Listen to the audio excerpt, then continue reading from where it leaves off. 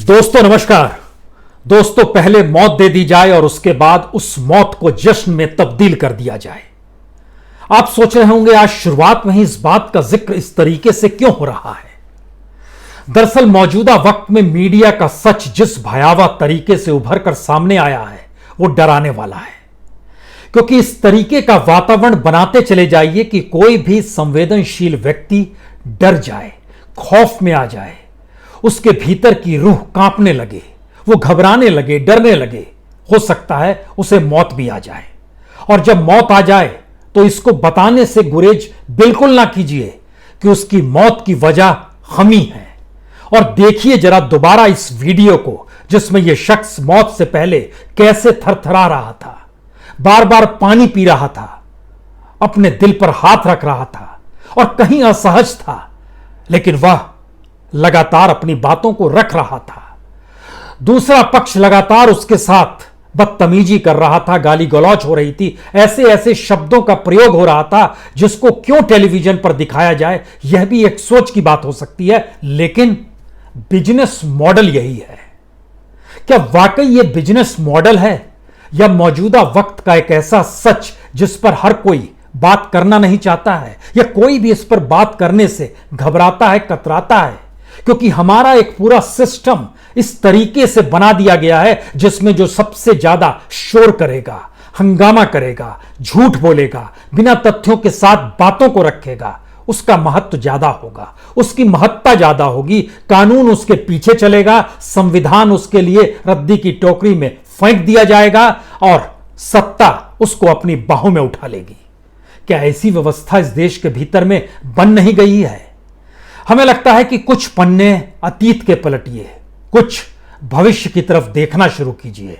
और आज जब हम मीडिया का जिक्र कर रहे हैं तो उन तथ्यों को जरा समझने की कोशिश कीजिएगा। हम यहां पर नेताओं का जिक्र आज नहीं करेंगे। हमें लगता है कि पत्रकारों का ही जिक्र होना चाहिए। इस बात का जिक्र होना चाहिए कि यह स्थिति आ क्यों गई, कैसे आ गई और इस दौर में हो कुछ क्या रहा है। और बीते 6-7 बरस से इस देश के भीतर में क्या वाकई किसी मीडिया संस्थान के भीतर कोई रिपोर्टिंग, कोई जमीनी रिपोर्टिंग, लोगों की जरूरतों से जुड़ी हुई सोच या उन सोच को लेकर एक बहस की गुंजाइश इस देश में खड़ी की गई है क्या? या कोई ऐसी स्थिति लाई गई है जिसमें इस देश की राजनीतिक सत्ता को, इस देश में संविधान की व्याख्या करने वाले सुप्रीम कोर्ट को, इस देश में जांच करने वाली प्रीमियर एजेंसी सीबीआई तक को सामने रेंगना पड़ा हो और कहना पड़ा हो कि मीडिया वाकई निगरानी करता और मीडिया ये फोर्थ स्टेट के तौर पर अपना काम कर रहा है? जी नहीं, ऐसी कोई सोच आपको इस दौर में मिलेगी नहीं, ऐसा कोई उदाहरण आपको इस दौर में मिलेगा नहीं। फिर हम लोग यहां आकर कैसे खड़े हो गए हैं? हमें लगता है कि कुछ चीजों को अतीत में टटोल लीजिए। जब हम जिक्र कर रहे हैं डिबेट शो का, यह डिबेट शो आज तक में चल रहा था।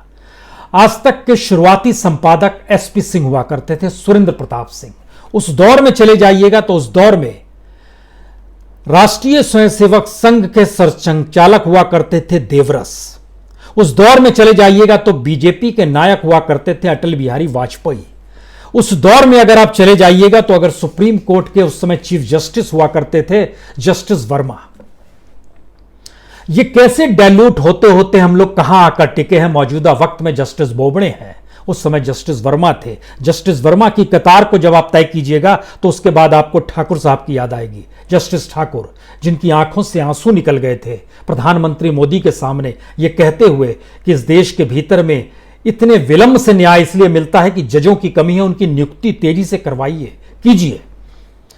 उसके बाद जस्टिस दीपक मिश्रा का आना, फिर जस्टिस रंजन गोगोई जो इस वक्त संसद में पहुंच चुके हैं, सांसद हैं, और अब जस्टिस बोबड़े हैं। इसी सफर में जाइएगा तो वाजपेयी, अडवाणी, मुरली मनोहर जोशी, राजनाथ सिंह, नितिन गडकरी, नरेंद्र मोदी।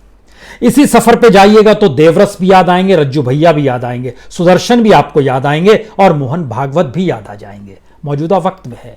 इसी कड़ी में जाइएगा तो एसपी सिंह के दौर के पत्रकारों की श्रेणी, और मौजूदा वक्त में आते आते जब आप इस वक्त में आइएगा तो कौन से नाम लिए जाएंगे और उन नामों का जिक्र भी क्यों किया जाए। एक ऐसी स्थिति में भारतीय मीडिया आकर खड़ा हो गया है जिसके भीतर का सच हमको लगता है कि आज टू द पॉइंट स्थितियों को देखना चाहिए, समझना चाहिए। हम इससे पहले बाकी बातों का जिक्र करें, हमको लगता है इस बहस के भीतर झांकने की कोशिश करनी चाहिए जो बहस चल रही थी और जिस बहस के बाद या उस बहस के बीच में तबीयत बिगड़ी। दिल्ली से सटा हुआ गाजियाबाद का इलाका, गाजियाबाद के भीतर में वसुंधरा का इलाका, वसुंधरा में रहते थे सेक्टर 16 में। तबीयत बिगड़ी तो वहां से लगभग 10 मिनट की दूरी पर यशोदा अस्पताल है, वहां ले जाते स्थिति बिगड़ चुकी थी और कोई बीमारी नहीं थी। कोलेस्ट्रॉल इससे पहले जरा सा ज्यादा एक वक्त हुआ था जब हमने हॉस्पिटल वालों से पूछा और उन्होंने जानकारी दी तो ऐसा कुछ नहीं था, लेकिन ये एक ऐसी परिस्थिति थी। लेकिन इस परिस्थिति में उन नेताओं पर मत जाइए, उस दौर में जो नेताओं की मौजूदगी थी वो क्या कर रही थी। सवाल है कि हमारे यहां पत्रकार क्या कर रहा था जो स्क्रीन पर बैठा है। ये एक टेस्ट केस है और इस टेस्ट केस के बेसिक एस्पेक्ट को आज समझने की कोशिश कीजिएगा। बहस हो रही थी बेंगलोर को लेकर। बेंगलोर में जो घटना हुई थी वो एक नवीन नाम के शख्स के मैसेज देने पर हुई थी। हंगामा मच गया था। यह नवीन को बताया गया कि वह एक विधायक जो कांग्रेस का है उसके करीब का है। दूसरी स्थिति यह निकल कर आई कि वो नवीन जो है वह बीजेपी के करीब का है। फिर इस बहस में क्यों जा रहे हैं? हमें तो उन परिस्थितियों को बताना दिखाना है जो कि एक संजीदा तरीके से किसी भी मीडिया न्यूज चैनल के भीतर में या अखबार की रिपोर्ट के भीतर वो चीजें झांके कि यह स्थिति है। इन स्थितियों का जब आप विश्लेषण करें तो बड़े निष्पक्ष भाव से आप चीजों को समझ सकें। लेकिन हमें लगता है कि आज हमें जिक्र करना चाहिए जो बहस हो रही थी उसमें किन शब्दों का इस्तेमाल किस तरीके से किया जा रहा था। इसमें जो इस्लामिक स्कॉलर अतीकुर रहमान के तौर पर थे उनसे यह बातचीत चर्चा शुरू होती है। एंकर के शब्दों को सिर्फ देखिएगा आप, बाकी चीजों को भूल जाइए। क्या जवाब आ रहा था, क्या जवाब नहीं आ रहा है। पहला सवाल, यह क्या हो रहा है? पोस्ट पसंद नहीं आएगी तो क्या शहर को आग लगा दी जाएगी? एंकर का सवाल है। जवाब जो भी आ रहा है, एसडीपीआई का आदमी पकड़ा गया है ना, पुलिस के हत्थे चढ़ गया है ना। क्या वो आग संबित पात्रा लगाने जा रहे थे या राजीव त्यागी लगाने जा रहे थे जो आप इस तरीके से बोल रहे हैं? कह दीजिए कि मंदिर बचाने जा रहे थे। आग लगाने कौन गया था, बचाने कौन गया था, नारे कौन लगा रहा था, क्या लगा रहा था? आपने नारा सुना था या जब नारे लगाए जा रहे थे अपने आंख नाक कान सब बंद कर लिए थे?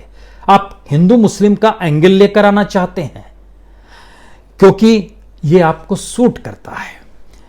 इसके बाद बात आगे बढ़ती है। कोई एक रेफरेंस आता है राजस्थान का, उस राजस्थान के बाद रेफरेंस के बाद स्थिति आती है कि हम आपको बताते हैं, जरा कान खोलकर सुनिए। ये सारे संवाद एंकर के हैं। असम के एक प्रोफेसर ने पोस्ट लिखा भगवान राम को लेकर, उसके खिलाफ कार्रवाई की गई। कोई आग लगाने नहीं गया। आप आग लगाने को जस्टिफाई कर रहे हैं, बहानेबाजी कर रहे हैं, तो यह भी बता दीजिए आप बहुत बड़े लिबरल हैं, सेकुलर हैं। एक पकड़ा गया है आप मुजाम्मिल पाशा, तो आपको इतनी तकलीफ हो रही है। आप एसडीपीआई को बचाने की भूमिका में हैं, उसकी एक भूमिका बना रहे हैं और फिर कह रहे हैं कि जो भी अपराधी है उसको जेल में डाल दो, फांसी दे दो। ये आप कह रहे हैं। सबको जेल में डाल देंगे तो आप क्या करेंगे? बहुत बढ़िया। और अचानक झटके में एंकर ताली बजाने लगता है। ये टेलीविजन स्क्रीन पर चल रहा है। मतलब आप बहुत बड़े लिबरल सेकुलर बुद्धिजीवी हैं और इन दंगाइयों की कारतूत पर पर्दा डालने के लिए आप कहां कहां से उदाहरण ला रहे हैं। लानत है ऐसी सोच पर जो ऐसे कारतूतों को छुपाने के लिए अपने कारतूतों को लेकर उठाए और फिर छुपा दे। आप मेरी चादर को गंदी बता रहे हैं, मैंने तो उससे भी ज्यादा गंदी चादर देखी है। ये कह रहे हैं आप कि गंदी चादर पूरे शहर में घुमाऊंगा फिर आग लगा दूंगा। सामने से उस शख्स ने कहा कि नहीं, करणी सेना का इस्तेमाल बीजेपी करती है, संबित पात्रा इसका डिफेंड कर रहे हैं। तो फिर सवाल होता है, आप संबित पात्रा करणी सेना को डिफेंड कर रहे हैं तो क्या आप एसडीपीआई को डिफेंड करेंगे? तो आप भी इन आतंकवादियों को, इन गुंडों को, इन दहशतगर्दों को, दंगाइयों को डिफेंड कर रहे हैं जो आग लगा दी गई पूरे शहर में। आपके दावे से फांसी नहीं होती। सामने वाला शख्स बोल रहा है जो अपराधी है उसको फांसी दे दीजिए। यहां से आवाज आई एंकर की, आपके दावे से फांसी नहीं होती। यह सड़क तंत्र नहीं है। फेसबुक की पोस्ट पसंद ना आए तो आग लगा दो और आपका मन करे तो जेल में डाल दो, फांसी चढ़ा दो।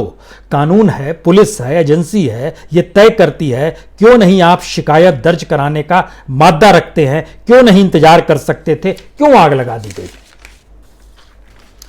तब फिर उस शख्स ने कोई उदाहरण दिया, उस शख्स के काउंटर में कुछ और उदाहरण का जिक्र, आप राजस्थान का उदाहरण क्यों दे रहे हैं, आबू धाबी का दे दीजिए, वहां से कुछ चीजें ले आइए, सऊदी अरब का उदाहरण दे दीजिए, सीरिया का ले आइए, वहां से कुछ निकाल कर ले आइए।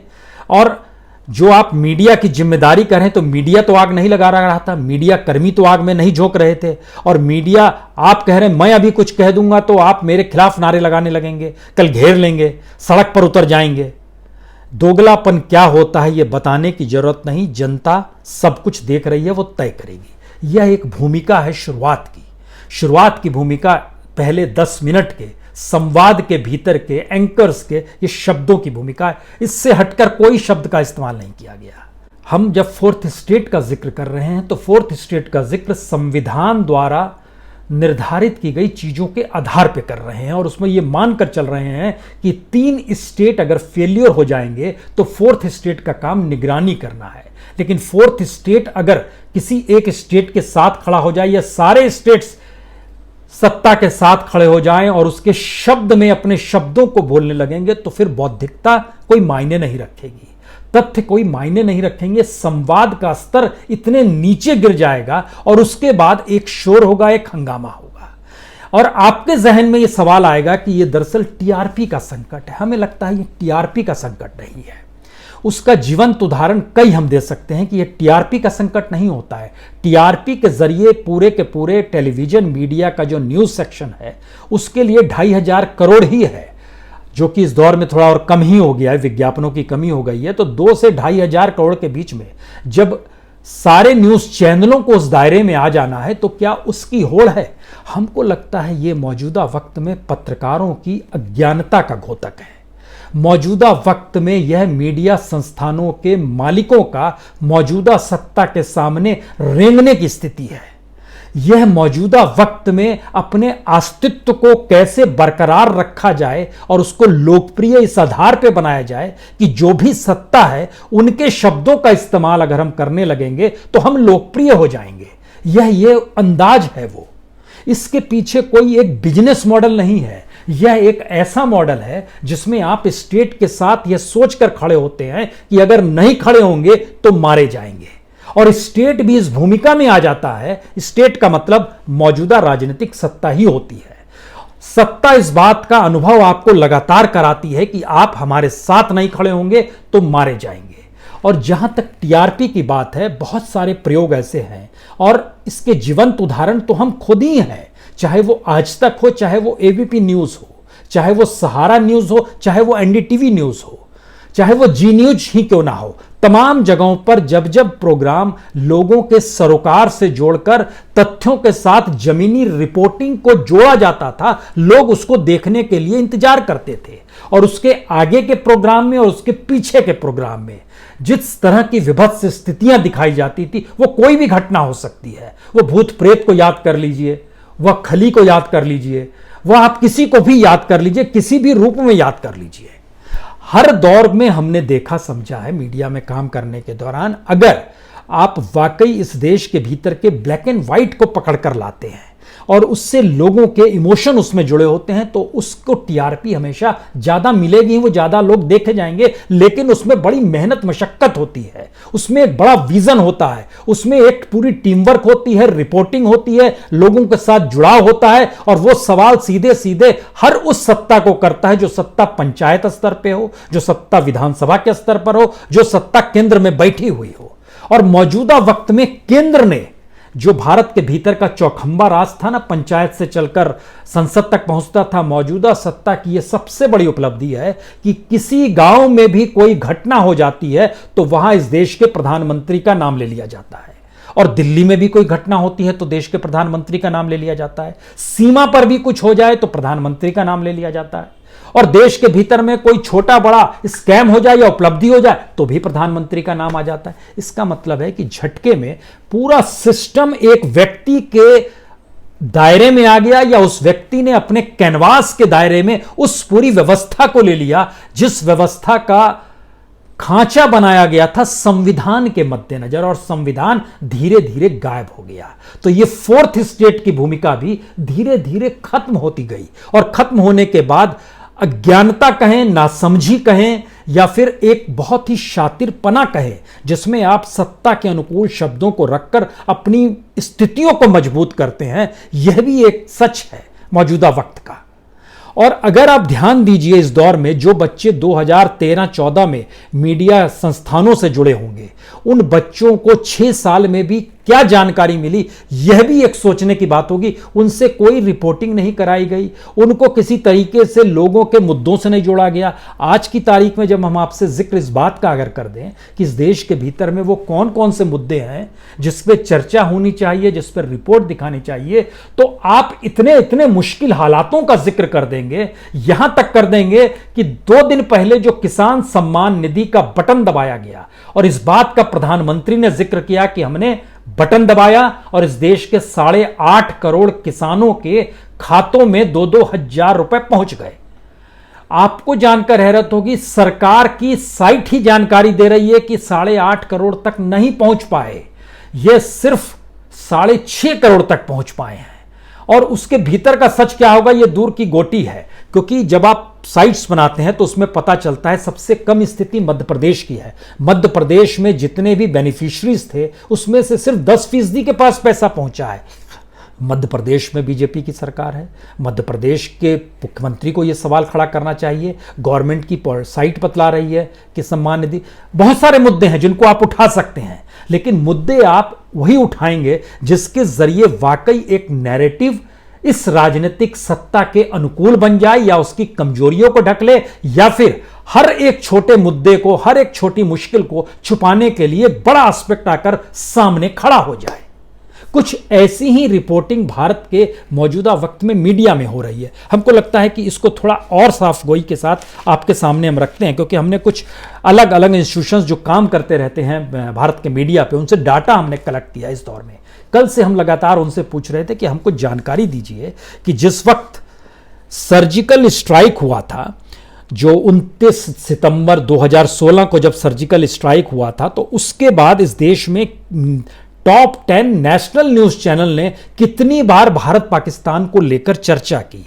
और आपको जानकर यह हैरत होगी कि जो चर्चा निकल कर आई कि सितंबर 2016 के बाद से 3 साल टारगेट लेकर चले कि 2019 तक इन 3 सालों में 1095 दिन होते हैं। इन 1095 दिन में हर दिन लगभग 2.5 बहस, यानी 2.5 बहस, इसका मतलब है लगभग 2600 बहस 10 न्यूज, टॉप 10 न्यूज चैनल जो नेशनल लेवल के हैं, इसमें 1-2 अंग्रेजी को भी शामिल किया गया है, बाकी हिंदी के हैं।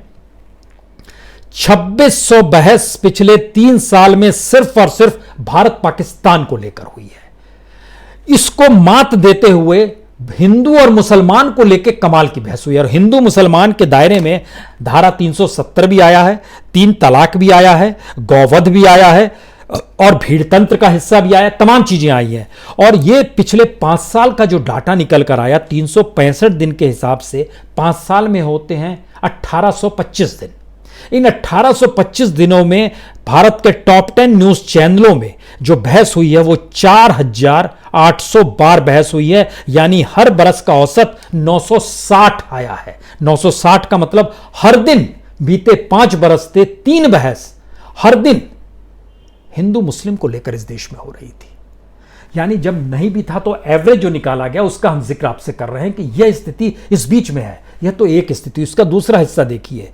जो चीन के साथ जो मुठभेड़ हुई उसके बाद 15 जून को यह मुठभेड़ होती है, जिसमें भारत के 20 जवान शहीद हो जाते हैं, और 3 जुलाई को प्रधानमंत्री मोदी ले पहुंचते हैं, जहां इस बात का जिक्र करते हैं कि 1 इंच भी जमीन नहीं दी गई है। इन बातों का जिक्र उससे पहले भी उन्होंने किया, वहां पहुंचकर भी इसका अंदेशा दिया।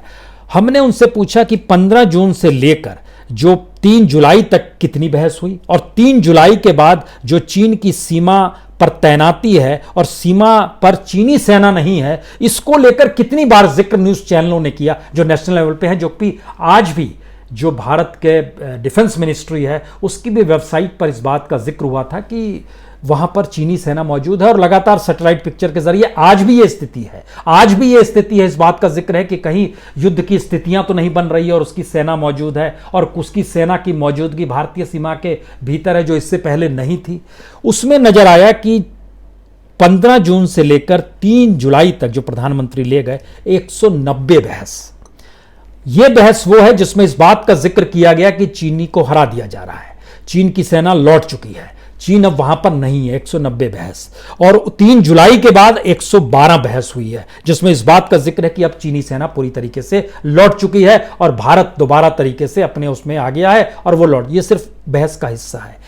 यानी जो नैरेटिव्स बनाए जाते हैं वो किसके लिए बनाए जा रहे हैं, बहस किस बात को लेकर की जा रही है, बहस का अंदेशा किस दिशा में जा रहा है, ये सारी परिस्थिति जब बतलाती है तो हम इसलिए आपसे कह रहे थे कि स्थिति बदल गई। हमको लगता है पुराने दौर में लौट जाइए जिस समय हम आपसे जिक्र कर रहे थे। आज तक में एसपी सिंह हुआ करते थे, आरएसएस में देवरस हुआ करते थे, वाजपेयी बीजेपी में हुआ करते थे, जस्टिस वर्मा हुआ करते। जस्टिस वर्मा ने हिंदुत्व की व्याख्या को अपने तरीके से, जब सुप्रीम कोर्ट में यह बात आई तो हिंदुत्व की व्याख्या हुई थी।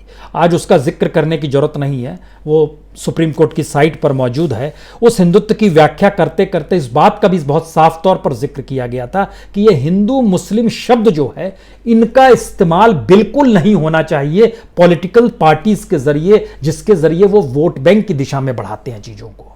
और जब ये बहस हो रही थी आज तक पे तो उसमें बीजेपी के प्रवक्ता, नाम लेना भी उचित नहीं लगता है हमें कि नाम भी लिया जाए, उनके प्रवक्ता इस बात का जिक्र कर रहे थे कि देखिए वह तो एकजुट हैं। और उन्होंने उस वक्त बैठे हुए जो एंकर थे आज तक में उनसे कहा कि आपको शर्म आनी चाहिए कि आप इन चीजों को छुपाते हैं, आप विशेष समुदाय का उपयोग करते हैं, विशेष समुदाय मत बोलिए, मुझे इस पे आपत्ति है। कौन बोल रहा है? बीजेपी का प्रवक्ता एंकर को बोल रहा है और एंकर खामोशी से सुन रहा है। वो कह रहा है विशेष समुदाय नहीं बोलिए, मैं बताता हूं वो मुस्लिम है, वो मुस्लिम है। और यह भी समझना होगा कि हिंदू जो है बटा हुआ है, ब्राह्मण में, गुज्जर में, राजपूत में, दलित में, इसमें बटा हुआ है, लेकिन मुस्लिम एकजुट है। यहां उनसे एक सवाल जरूर होना चाहिए कि मुस्लिम के भीतर की जातियों का जिक्र भी एक बार करके बता दे। एक बात। दूसरी बात, उन्हें तुरंत निपटना चाहिए कि सुप्रीम कोर्ट का यह आर्गुमेंट है कि इस तरीके से धर्म का नाम नहीं लें, इसीलिए विशेष समुदाय का नाम मीडिया लेता है। आप धर्म से जुड़ा व्यक्ति, लेकिन यहां पर खामोशी बरती गई। उसकी वजह जो भी हो, हमें नहीं लगता है कि इसकी वजह यह होगी कि वह पॉलिटिकल पार्टी के साथ खड़े होंगे। हमें इसकी वजह हमेशा से नासमझी लगती है, अज्ञानता लगती है। हमें इसमें कुछ नहीं कहना है। हम इस बात का जिक्र इसलिए करना चाह रहे थे कि लगभग 25 बरस पहले इस देश के भीतर में गणेश चतुर्थी के दिन 21 सितंबर 1995 को, तब आज तक शुरू ही हुआ था, उस समय एसपी सिंह संपादक हुआ करते थे और उस समय गणेश जी दूध पीने लगे थे और इसको लेकर हंगामा दुनिया भर के मीडिया में हो गया था। और आज तक उस समय रात के 9:30 बजे आता था, सिर्फ 20 मिनट का कार्यक्रम था। वो 20 मिनट के कार्यक्रम को बकायदा उसको देखा जाता था, दूरदर्शन के अधिकारी देखते थे, उसकी स्क्रिप्ट को पास करते थे, विजुअल को पास करते थे और तब उसको आगे बढ़ाया जाता था। आपको जानकर हैरत होगी कि वो स्क्रिप्ट भी लिखी गई, वह विजुअल भी भेजा गया और उसको जो दूरदर्शन के अधिकारी थे, यानी गवर्नमेंट ऑफ इंडिया के जो अधिकारी थे, उन्होंने उसे पास कर दिया। 95 का मतलब है पीवी नरसिम्हा राव की सरकार थी। और उस समय जो वीडियो भेजा गया था और जो स्क्रिप्ट लिखी थी उसमें इस बात का जिक्र था कि गणेश जी दूध नहीं पी रहे हैं। साइंस कहता है कि यह सरफेस टेंशन है, इसमें आप किसी भी मेटल के जरिए जब आप दूध देंगे तो वो एब्जर्व कर लेगा। और इसके लिए इस्तेमाल किया गया था जो मोची के पास जो निहाई नहीं रहती है जिसपे वो ठोकता है, उसका इस्तेमाल करके इस बात का जिक्र किया गया था। देखिए यह भी ऑब्जर्व कर रहा है दूध को, यह भी अपने अंदर खींच ले रहा है, तो इसका मतलब क्या है। और ये रात के 10 बजे दिखाया गया और उससे पहले CNN हो, BBC हो, लगातार हर मीडिया ने उसको इस रूप में लिया था कि किसी एक व्यक्ति ने रात में सपना देखा कि गणेश जी दूध पीना चाहते हैं और अगले दिन सुबह हंगामा मच गया पूरे देश भर में। यह स्थिति आज तक ने तोड़ी थी, आज तक वो है। हम उन सफर का आपसे बार बार जिक्र इसलिए कर रहे हैं कि चीजें डाइल्यूट हो रही है और डाइल्यूट होनी स्थिति के बीच में आपके लिए चिंता का विषय इसलिए होना चाहिए क्योंकि आपकी उम्र भी साइंस के लिहाज से एक दिन खत्म होगी। आपके बच्चे निकलकर सामने आएंगे।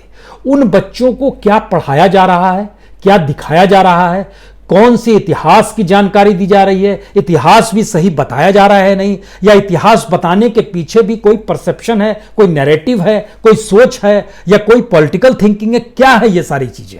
यह सोचना होगा क्योंकि अनूठा सच भारत का है। मौजूदा वक्त में इस देश का हर कॉलेज बंद है, वजह महामारी। हर चीज बंद ध्वस्त कर दी गई है और दिल्ली जैसी जगह पे दिल्ली यूनिवर्सिटी जो है ऑनलाइन सिस्टम में परीक्षा नहीं ले पा रही है, वो फेल बार बार हो जा रही है कि इंफ्रास्ट्रक्चर ही नहीं है। इतने बड़े देश के भीतर में एक इंफ्रास्ट्रक्चर, देश की सबसे बड़ी अच्छी यूनिवर्सिटी दिल्ली यूनिवर्सिटी के पास नहीं है और उसके अपने छात्रों की तादाद जो है सिर्फ उनसे ऑनलाइन परीक्षा लेनी है, वह ले पाने में वो सक्षम नहीं हो पा रहा है। लेकिन हमारे लिए ये मुद्दा नहीं है, हमारे लिए कोई मुद्दा नहीं है।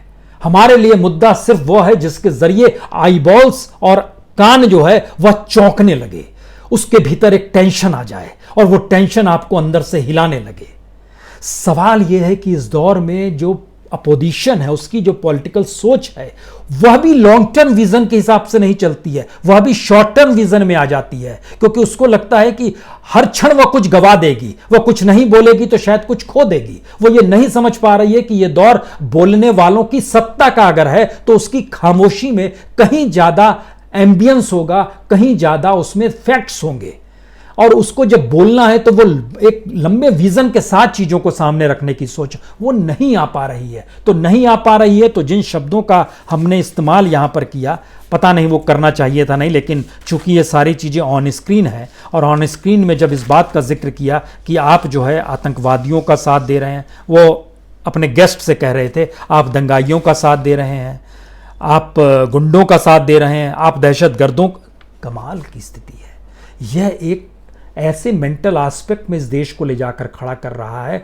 जहां पे संकट हर किसी पे आज नहीं कल आएगा ही, और यह स्थिति भी आ सकती है कि धीरे धीरे किस तरीके का एक पूरा का पूरा औरा बनते चला जाए इस देश के भीतर में कि जहां मौजूदा वक्त के पास सत्ता भी ना रहे, जिसके पास आज सत्ता है कल अगर वो सत्ता से बाहर निकलेगा तो उसकी स्थिति नाजुक हो जाएगी। हम एक ऐसी स्थिति की तरफ लगातार बढ़ रहे हैं और ये सोचकर बढ़ते चले जा रहे हैं कि जब तक हैं तब तक तो चीजों का उपभोग कर लें, तब तक तो हमको मान्यता मिल जाए, तब तक तो हमारा अस्तित्व बना रहे। ये बिजनेस मॉडल नहीं है, ये टीआरपी नहीं है, ये देश के खोखला होने की, सोच समझ की, वैज्ञानिक चिंतन की, पढ़ाई लिखाई की, इन सब का खात्मा होना है। और संयोग से मीडिया उस टेक्नोलॉजी पर टिका है जिस टेक्नोलॉजी के जरिए बिना किसी प्रयास के लोगों के घर तक आप पहुंच जाते हैं। उसमें पत्रकार नहीं पहुंचता है, टेक्नोलॉजी पहुंचती है। तो टेक्नोलॉजी ने अपना विस्तार इतना ज्यादा कर लिया है कि मीडिया में जो शख्स आता है उसको लगता है उसका विस्तार हो गया, तो इसलिए वो जो भी बोलता है उसके रिएक्शन उस गांव तक में हो जाते हैं।